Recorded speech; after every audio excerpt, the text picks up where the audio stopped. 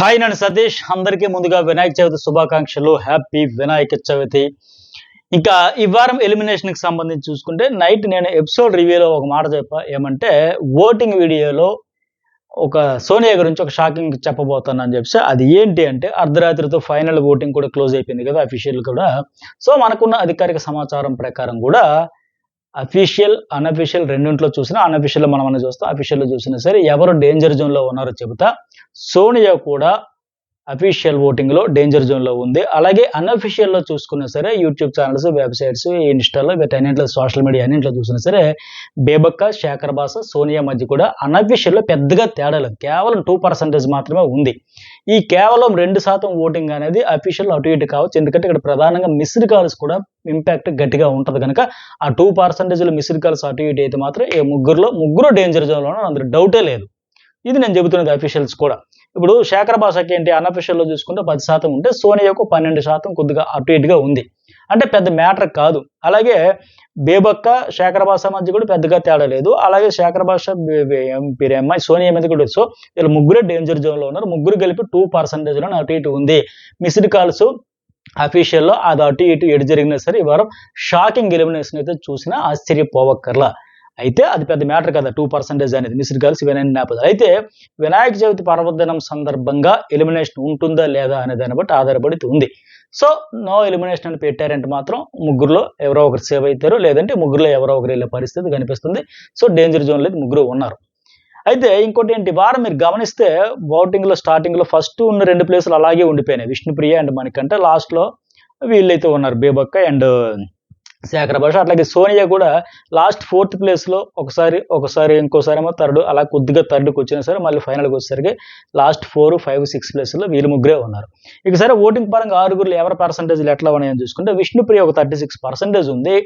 ఇంకా ఈ అమ్మాయికి నిజంగా బిగ్ బాస్ కాన్సెప్ట్ కానీ ఈ షో కానీ ఎలా ఉంటే ఆడియన్స్ కనెక్ట్ అవుతారు, ఎలా కంటెంట్ క్రియేట్ చేసుకోవాలి, ఎలా మనం మెరుగుపరుచుకోవాలనేది ఏమీ అవగాహన లేదని నాకు అనిపిస్తుంది. ఎందుకంటే నేను ఎగ్జాంపుల్, వాళ్ళు పనులన్నీ మాకే అప్పచెప్పారు మేమే చేయాలనేటప్పుడు దానివల్ల ఖచ్చితంగా ఆడియన్స్ రీచ్ ఎవరికి వస్తుంది, పాజిటివ్ సాఫ్ట్ కార్నర్ వీళ్ళకే వస్తుంది. పనులు చేసే వాళ్ళకే వస్తుంది. చెప్పేవాళ్ళు అరే మరి కనీసం హెల్ప్ చేయొచ్చు కదా, మినిమం చూడొచ్చు కదా, ఎలా బిహేవ్ చేశారంటే అలా బిహేవ్ చేయాలి. ఎందుకంటే ఇక్కడ బిగ్ బాస్ కంటే యష్మి ఒక బంపర్ ఆఫర్ ఇచ్చిందని చెప్పొచ్చు ఈ అమ్మాయికి, విష్ణుప్రియ అండ్ సీత, నయనిక వీళ్ళ టీంకి. ఎందుకంటే 5 డిపార్ట్మెంట్ పనులు కేవలం ఈ టీంకి అప్పచెప్పేసి ఒకటేమో కుకింగ్ మాత్రమే నిఖిల్ టీంకి అప్పచెప్పి వాళ్ళు కంప్లీట్గా ఏ పని చేయకూడదు అనేటప్పుడు వీళ్ళు అంత పెయిన్ ఫీల్ అవుతున్నప్పుడు కొద్దిగా ఇది మన కోసమే, మన మంచి కోసమే, ఖచ్చితంగా ఆడియన్స్ అన్ని చూస్తారు, ఎవరు కబుర్లు చెప్పుకుంటూ కాలక్షేపం చేస్తారు, ఎవరు ఇంటి పనులన్నీ చేస్తారు, మరీ కనీసం ఆలోచించకుండా 5 డిపార్ట్మెంట్ పనులు మాకే అప్పచెప్తే మన 5గురే పని చేస్తుంటే మిగతా హౌస్ అంతా రిలాక్స్ అవుతారు, ఎంజాయ్ చేస్తారండి, రీచ్ అవుద్ది. సో సరే పని చేద్దామని ఒక పూట 1 గంట చేసి ఉంటే బాగుండేది. నిజంగా చెప్పాలంటే గోల్డెన్ ఆపర్చునిటీ వచ్చింది వీళ్ళకి. కావాలని యష్మి కూడా అలాంటి ఆఫర్ ఇచ్చింది అనుకోవచ్చు, కావాలని వీళ్ళకి పనులు చేపిద్దామని. కానీ దానివల్ల యష్మి వాళ్ళకి లాసు, వీళ్ళకి ప్లస్. అరే కష్టపడుతున్నాం, పనులు చేస్తాను, ఈ పని చేసాం, ఆ పని చేసాం, ఇన్ని చేసాం, అన్ని చేసాం చెప్పుకోవచ్చు, ప్రమోట్ చేసుకోవచ్చు, హైలైట్ చేసుకోవచ్చు. కానీ ఒక అర్ధగంట కూడా కాలే, పనులు స్టార్ట్ కాకముందే వీళ్ళు ఫ్రస్ట్రేట్ అయిపోయి సీత, ఈ విష్ణుప్రియ వీళ్ళందరూ అబ్బో మేము చేయలేము, మాకు కష్టంగా ఇది ఎలా చేస్తాం, అలా ఎలా చేస్తాం అని ఫీల్ అయ్యారు తప్ప అదే దాన్ని వినియోగించుకుంటూ ఇప్పుడు ఆదిత్య మాత్రం గట్టిగానే ఏముంది అయితే డిప్రెషన్ వెళ్ళాలి, టార్చర్ ఉంది అయితే డిప్రెషన్ అవ్వాలి, లేదా పని చేయాలి, ఎంజాయ్ చేయాలి, సో నవ్వుకుంటూ చేసుకెళ్తామని ఆయన యాక్టివ్ అయ్యాడు. నబీల్ కూడా కొద్దిగా ఫీల్ అయ్యాడు. కనీసం 4 ఇవ్వచ్చు కదా, లేకపోతే 4-3 డిపార్ట్మెంట్లు కేటాయించవచ్చు, 6 కదా, 4-2 ఇవ్వచ్చు కదా, పోనీ అట్టగాపిన 3 డిపార్ట్మెంట్లు ఒక టీంకి 3 డిపార్ట్మెంట్లకు ఇవ్వచ్చు కదా, ఇట్లాగాక కనీసం పోనీ 2 ఇవ్వచ్చు కదా, మనకు 4 ఇవ్వచ్చు కదా, ఇంత ఫీల్ అయ్యారు. అందులో తర్వాత లైట్ తీసుకుని పని చేసుకుంటూ పోయారు. బట్ వీళ్ళు మాత్రం ఎక్కువ ఫీల్ అయ్యారు. ఎనివే అంటే ఆ స్ట్రాటజీలో అవన్నీ ఇలా మనం పని చేస్తే మనకి మంచిదే తప్ప ఆడియన్స్లో పాజిటివ్ ఒపీనియన్ వస్తుంది, ఓట్ల పరంగా కూడా పెరుగుతాయని అలాంటి స్ట్రాటజీలు విష్ణుప్రియ దగ్గర లేవు. అంటే నాకు అందుకే డౌట్ వస్తుంది, ఆమె కనీసం ఈ షో గురించి ఐడియా లేదేమో అని. అందువల్ల ఓటింగ్ పెరగట్లా. ముందు నుంచి ఉన్న ఫ్యాన్ బేస్ వల్ల 36% అయితే ఉంది.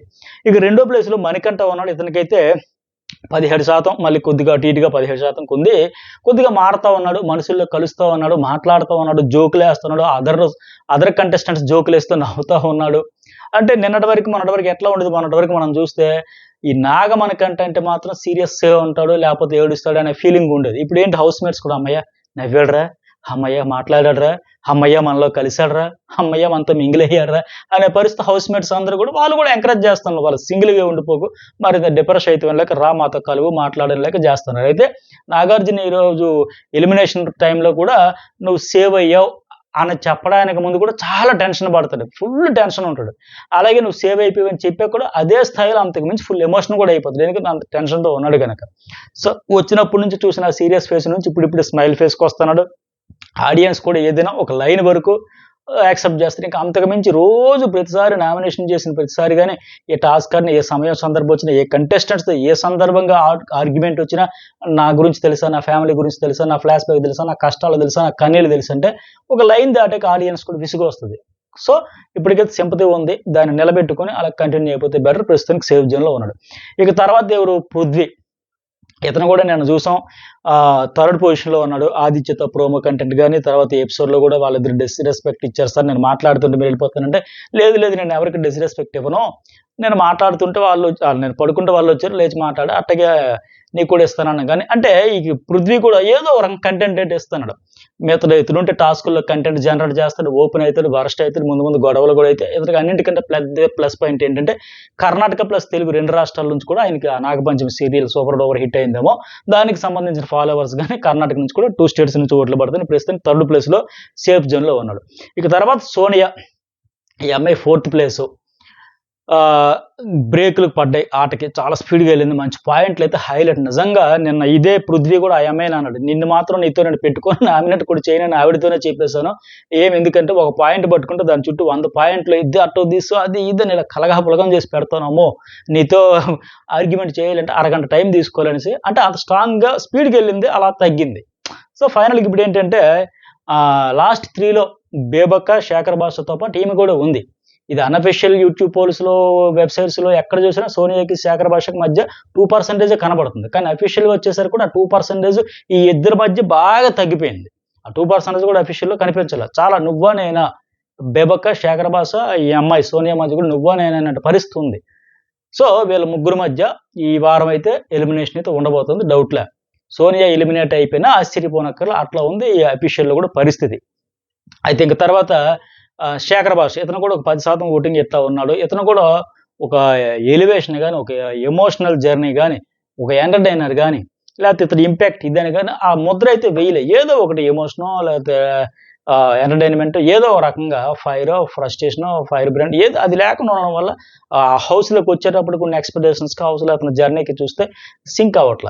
ఆడియన్స్ అందుకే కనెక్ట్ అవ్వట్లే. అందువల్ల ఇతను కూడా లిస్ట్‌లోనే డేంజర్ జోన్‌లో కనిపిస్తున్నాడు. చివరగా బేబక్క ఏ రకంగా చూసినా ఈవిడ జర్నీ కూడా సాటిస్ఫాక్షన్ అనిపించదు. కుమారి ఆంటీతో పోటీ పడతాను, వంటల్లో ఇరగదీస్తానని వచ్చిందేమో అనిపించింది. ఆవిడ కూడా రియలైజ్ అవుతుంది. ఆ శేఖర్ భాషతోనే అంటుంది.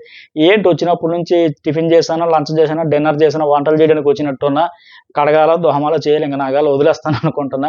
ఏమైద్ది మహా అయితే ఇంకా తుడిసిందే తుడిచి, కడిగిందే కడిగే నా వల్ల కాదనేసి అంటే ఇదే ఈ యాటిట్యూడే కావాలి బేబక్క అని ఆయన కూడా శేఖర్ భాష కూడా చెబుతాను. సో, మొత్తానికి ఏదో స్ట్రాంగ్‌గా తమ ఇంపాక్ట్ క్రియేట్ చేయగలిగి ఉంటే ఈ డేంజర్ జోన్‌లో ఉండేవాళ్ళు కాదు. సో, ఇప్పటికైతే డేంజర్ జోన్‌లో ముగ్గురున్నారు. ఇందులో హైయెస్ట్ డేంజర్ జోన్ ఎక్కువైతే బేబక్కకే ఉంది. ఇక లాస్ట్ మినిట్‌లో నేను ఇందాక చెప్పినట్టుగా మిస్డ్ కాల్స్ కాస్త కోస్తా అటు ఇటు అయ్యి ఓటింగ్ పర్సెంటేజ్‌లు మారి అటు ఇంకెవరైనా అయితే మాత్రం అది షూట్ కంప్లీట్ అయితే తప్ప తెలీదు. షూట్ కంప్లీట్ ఉదయం స్టార్ట్ అయ్యి సాయంత్రంకి అయిద్ది. ఈ 4 గంటలకి ఈ టైంకైతే అవుతుంది. ప్రతి సీజన్‌లో కూడా చెబుతుంటా కదా! సండే ఎలిమినేషన్ పార్ట్ కూడా షూట్ కావాలంటే 4 గంటలు దాటుతుంది. కనీసం 4 దాటుద్ది. ఆ టైం దాటాక పర్ఫెక్ట్ ఎలిమినేషన్ ఎవరనేది పర్ఫెక్ట్‌గా తెలుస్తుంది. అది తెలిసాక అందరికంటే ముందు నేనే చెబుతా. మన ఛానెల్‌లోనే ఖచ్చితంగా ఈ కంటెస్టెంట్ ఔట్ నో డౌట్ అని 100% గుద్ది ఒక్క నుంచి మరీ చెబుతా. అంతవరకైతే నేను అనుకోవడం మాత్రం అఫీషియల్, అన్‌అఫీషియల్ ఏ పోల్ చూసినా బేబక్క డేంజర్‌లో ఉంది. మరి ఇంకెవరు జరిగినా ఇందాక చెప్పినట్టుగా సోనియా వెళ్ళిపోయినా ఆశ్చర్యపోవక్కర్లా, శేఖర్ భాష అన్నట్టుగా సోనియా వెళ్ళిపోయినా ఆశ్చర్యపోవక్కర్లా, బేబక్ అయినా ఆశ్చర్యపోవక్కర్లా. అట్లా ఉంది. అంత డేంజర్‌లో అంత షాకింగ్ ఎలిమినేషన్. అందుకే తమిళనాడు కూడా అట్లా పెట్టింది. లైక్, కామెంట్ అయితే మర్చిపోకండి.